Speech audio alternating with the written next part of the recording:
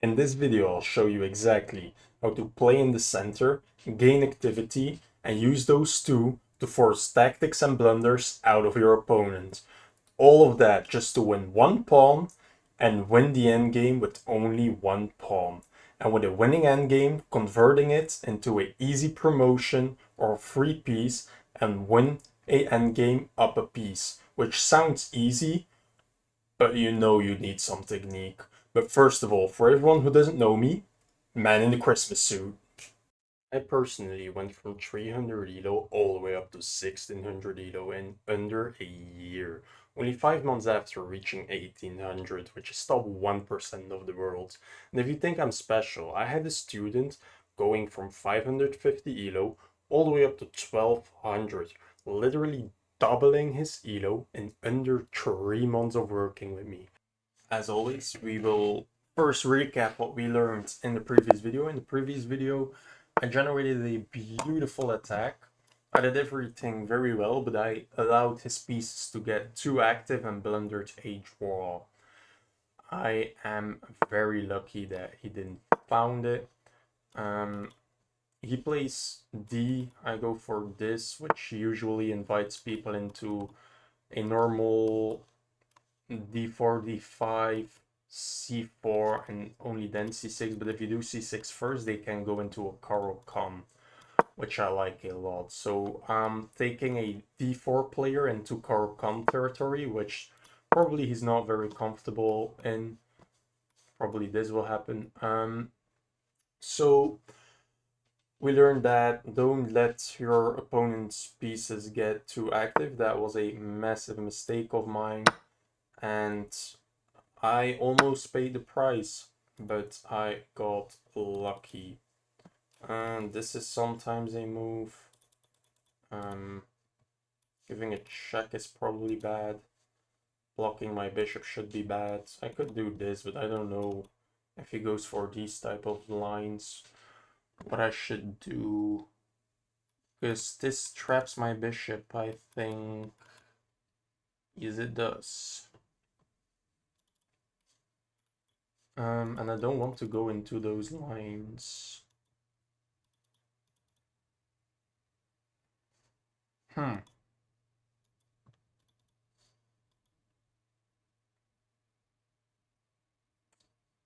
I mean, I don't have a choice, otherwise I had to play this to try to develop my bishop here instantly, but I think after h5 there's h3 and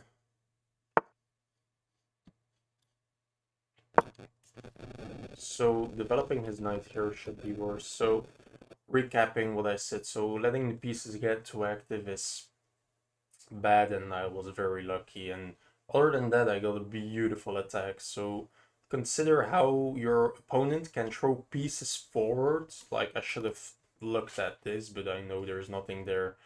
So always look like how can people throw pieces on my part of the board, and is it a problem?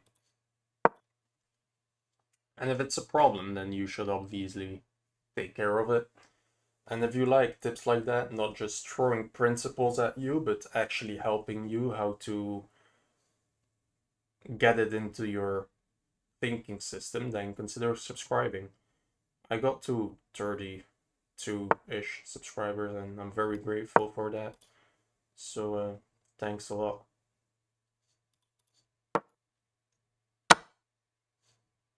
So now I can throw my pieces forward. I should consider, like, there's nothing here. I should go there, but if he attacks me, I can just reroute, putting pressure on this. This is the weak pawn of his position, so I will try to pressure that.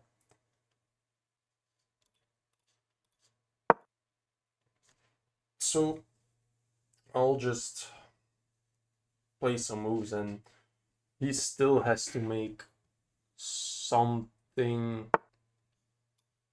of a mistake. This is a quite comfortable position for him, and it's pretty weird to see a d4 player playing this good of a Caro-Kann.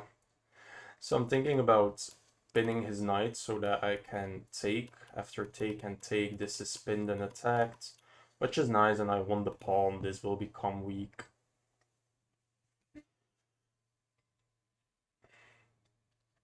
So probably I should try this.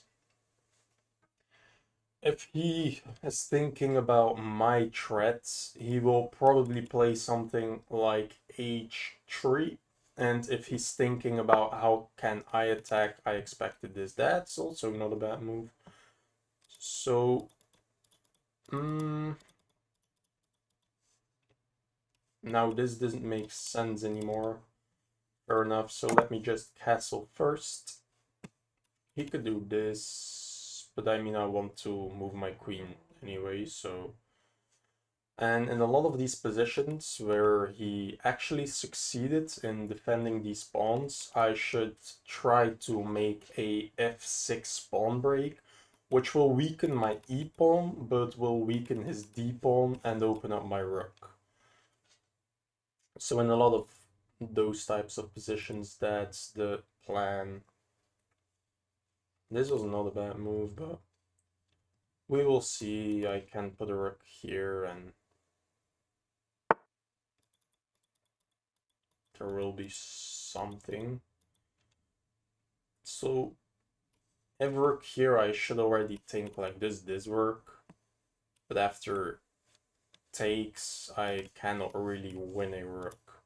So if I double up my rooks here, that might work. So that after takes, if you take my rook, I could take with a check first. And after takes, if you take back, this should be a threat. So if I double up my rooks, but if I want to double up my rooks, I should move my queen too, and moving my queen isn't that easy. I'm in a pretty cramped position right now, but...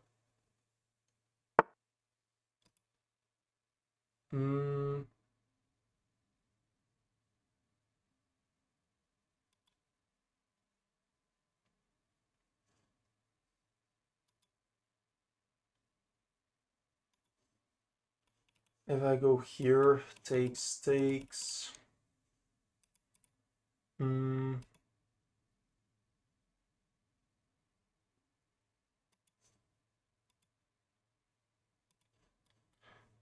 I don't know, let's just double up ourselves, get my queen here, rook here, and maybe some tactic might work.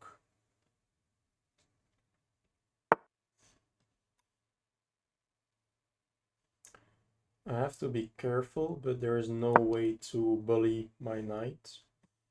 Could attack me like this. Maybe if I move my knight somewhere, you have like takes, but after takes you cannot take this, so it's all fine, but I should look out for it and calculate it.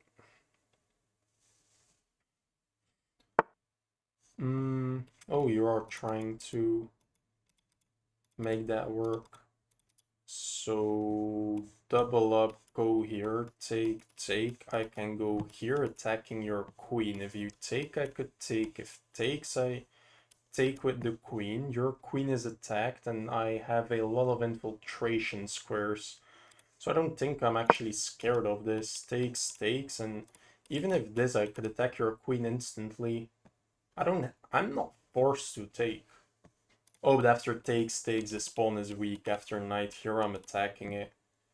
So after like takes, take, take, maybe bishop takes is considered.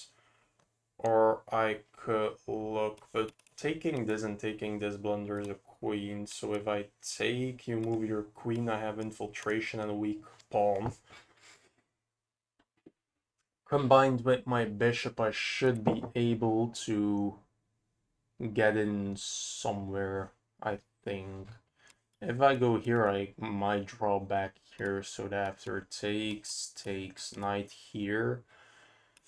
Take, take, take, queen takes, I have infiltration, a threat here, but your queen isn't hanging, so you have the option just to run away. But I don't have to instantly take it. Oh, What's that about? That feels like a bad move, but takes doesn't do much. I could... If I go here, so that if this happens, I could take first. You have to take back. Then I might take this. And now this is actually pinned, so if you take here, I could take with a check and only then take. I think this works. Here, so that if takes, take, I can take here. If you take back, I take with the check almost mate. You have to block, and I cannot go here because your rook is on a3. But this looks nice still. And if nothing happens, I'm still threatening to take. Maybe take with the knight. After takes, bishop takes. Because queen takes blunders my knight. Although I have to calculate takes, you take my knight. I get check, you block. But now, oh, my queen is attacked in that line. Okay, so I can take this. I can take it with the queen as well. And if you sacrifice, I have a free queen. And if I take, you take.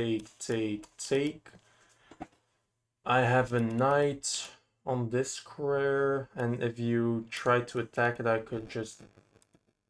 Does that not blunder a pawn? I'm quite confused. I feel like it blunders this pawn. I'm confused what he's trying to accomplish. You can trade, but I always have a5 if needed, and if you take a5 away... Yeah, you can trade your rooks. I don't care. I just want a clean pawn. And like, your knight looks trash, your bishop looks trash, this knight is quite okay, but if you go to this outpost, I can make an outpost my own and kick you. My outpost is on the dark square with the white square bishop. Yeah, I saw that. That didn't look all too stupid, but... Can I go here so that you're forced to go here and then I could attack your knight? Yeah, now I look dominating. I'm attacking this and attacking this. If you want to save this, you have to lower your guard here and then I could attack your knight so that this guard goes down. Oh, you counterattack. Fair enough. So, takes actually defends this. So that has to be a blunder. And if you attack my knight, I could kick your knight and defend my own in one move. So that's another blunder.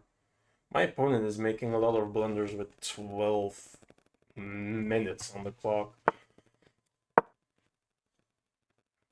Oh, you could take here, but... I mean, fair enough. I should have seen it. So, still up a pawn, and it's quite a strong pawn, I would say. I could go here, attacking your bishop and trying to... Oh, you just trade. What? That looks horrible. This blunders a knight, which is quite an easy move to blunder.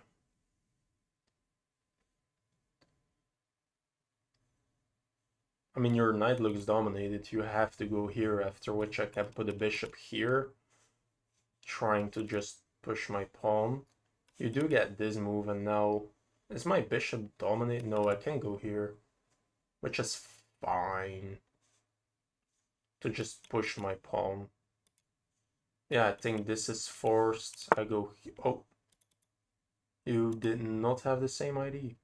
So I can go here to, first of all, dominate your knight. Second of all, leave this blunder a option. And I just reactivate my bishop as well. you can go here, but then I can skewer your knights. So that's another easy blunder. Bishops are tricky. Yeah, fair enough, but I can go here and...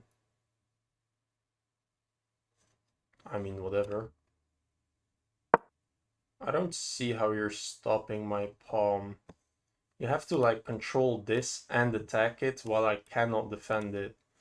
And your knights look pretty trash in both. So, is there an easy blunder? I mean, his king is not really escaping soon. I could check you have to go here and pin your knight. And if you go, I could just threaten this. You have to go here. I can take, attack your knights. You have to block. Oh, you can block. So I cannot trade my bishops, because if I trade a bishop for a knight...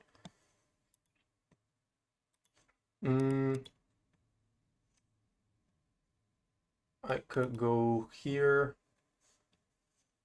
and attack your knight. I could attack your knight first, but then this comes with a tempo, which I don't want to grant you. So I cannot go here unless if you go here first. So I'll force you to go here. You don't do it. Oh yeah, that's smart. Fair enough. You don't have to go. So now you have to go, and I can... Oh, fair enough, you don't have to go. Can I do this?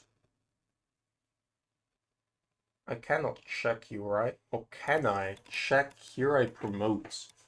Oh, that's nice. I can just sacrifice my bishop. If you take, I promote. If you block, I can go here and I make this force field against your king, which is very beautiful. And if I go here, I am threatening to promote. I don't know why he's playing this fast. You have 11 minutes. Calculate. Yeah, now I just have this force field, and I mean... I could take this pawn attacking your knight, by the way. And if you take, I promote. If you block, I just take it. I mean... My bishops are just insane. This is quite a useful endgame lesson. I mean, I could take, promote, so he has to take, defend this, and then use my free bishop. I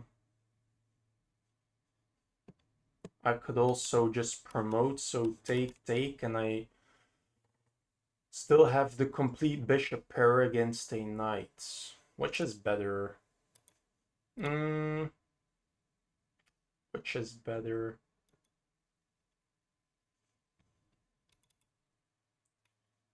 Can I do this, but then you blockade me, and if I go here, you could, by the way, reinforce it.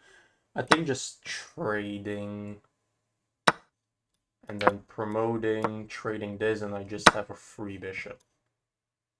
I had an extra pawn, and now I converted my extra pawn by promoting to... he had to sacrifice a piece for a pawn, but it was my extra pawn, so now I have extra piece. But now, converting an extra piece isn't insanely difficult, but you do have to know what to do. So first of all, leaving my bishop to attack this weak pawn is fantastic. Second of all, I can just blockade everything and put my king here. So you will probably have to do this to stop my king, but if I can freeze all the pawns, you will have to move your king. So that's just my goal.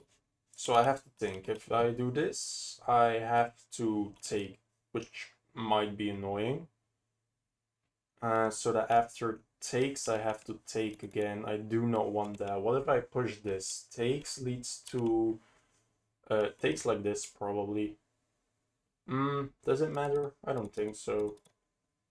So I think I have to do this. Or you blockade, or you take and still blockade it.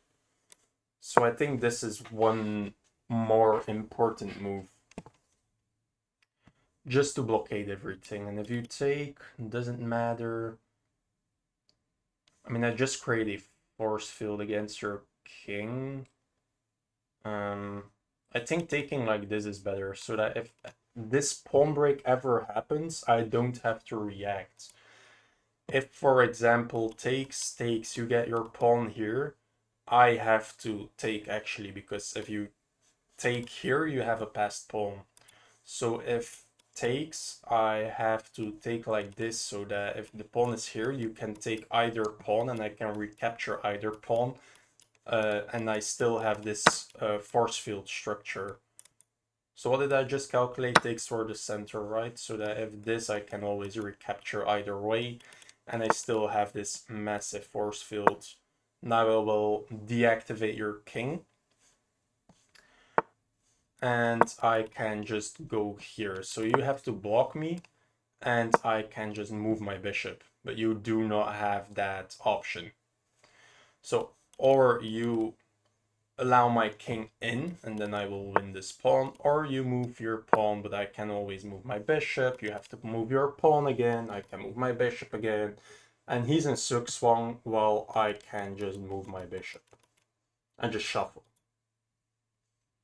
And from the moment you leave, I can come in, and this pawn will fall, this pawn will be difficult to defend, and I might not even have to defend it. So now you should already be in Zugzwang. All of these moves blunder takes, and this move blunders king c4. And if you do this, I can just shuffle one more time, and if you take either pawn, I can recapture either pawn, and yeah, fair enough. That was beautiful. So 3 episodes ago, we had a endgame, and the most important tip from that was king activity beats everything in an endgame. Like, nothing matters except for king activity. Probably that's over exaggerated, but it doesn't matter. And oh yeah, here this is the best move. Fair enough. Takes bad. Wow. Okay. So I played a pretty bad opening. But king activity was the most important thing we learned, and I just did that. I activated my king, I blockaded everything, and I went for his Zugzwang. And I could shuffle my bishop, which is fantastic. So what did he do this wrong? He developed, I attacked, you took. You shouldn't take. Why is taking so miserable? Well, the point is, like, my bishop is blocked by my knight. My knight is blocked by my other knight. And this knight is only attacking a very strong pawn. And this bishop blocks this knight from going here, so I will need a lot of moves to shuffle my pieces to activate. And by taking, now this is open, the problem of my bishop being in the way is gone, and you just untangled my whole position. That's probably the mistake. So bishop here was better. I mean, fair enough. You just attack, I shuffle back, and this is bad apparently. I just castle. I had to make the pawn break. Okay, so this is equal. Queen here is better. You double, this is the best move. You go for whatever that is. That was the best move. Queen here, and I found this pin. So we're just shuffling pieces, but he shuffled wrong. And now he has to just whatever that does. So apparently I have a free pawn, but the pin is better. And sacrificing your rook or your queen is the best move. I mean, I'm threatening a fork. What if you just move back? Oh, your rook is actually trapped. Oh, that's disgusting. And taking this is bad because I can take and... Oh, that's not a pin anymore. But take... Oh, takes. That's mate. Wow, so... using the pin, just he blocked his own defense. This became a pin, pressure the pin instead of taking a free pawn. I should have thought about that, but I didn't really even consider that this is now a pin. So I should have thought about that. always note when what moves of your opponent change. And he made the pin, I could pressure the pin, and I was completely winning. But I took a free pawn and I'm still winning. Take, take, take, take. I'm up 3, that's bad. Best move. That was not too bad. I took with the wrong piece. And yeah, that could have been better. So I go here. You have to not allow this. I can go here and takes is bad because, oh, that's a fork. Wow. I mean, it's still a fork, but I have a thread. Okay, I didn't see that, but I blunder the pawn, but whatever. Takes. Now I have a free pawn and I can just push it and you cannot stop me. This instantly was better. Fair enough. Here, rook goes here, not allowing my other bishop in. I can create this force field now and I can just promote. You have to defend. I can make another force field and bring my king. Yeah, okay, fair enough, but here everything is winning, so thank you for listening. I hope you learned a lot, and also, oh wait, we had a full endgame after this. What am I talking about? So here, I just activate my king. The engine wants to instantly block him, but I block him when he's on my side of the board. Takes was better. I just activate my king. He tries and I just shuffle. Yeah, I can just shuffle, which is quite sad because so here, and now this all blunders this pawn, this blunders my king getting in, and after I win the pawns, his best move is literally to just sacrifice, and I mean sacrifice everything. And now I already have the red carpet, so I can just move the bishop and you can't stop the promotion at all. So we played the winning end game pretty cleanly. So I hope you learned, subbed, liked, share the video if you know more chess nerds. Apparently that's very well for my very good for my channel. I will greatly appreciate that. And I will see you in the next one.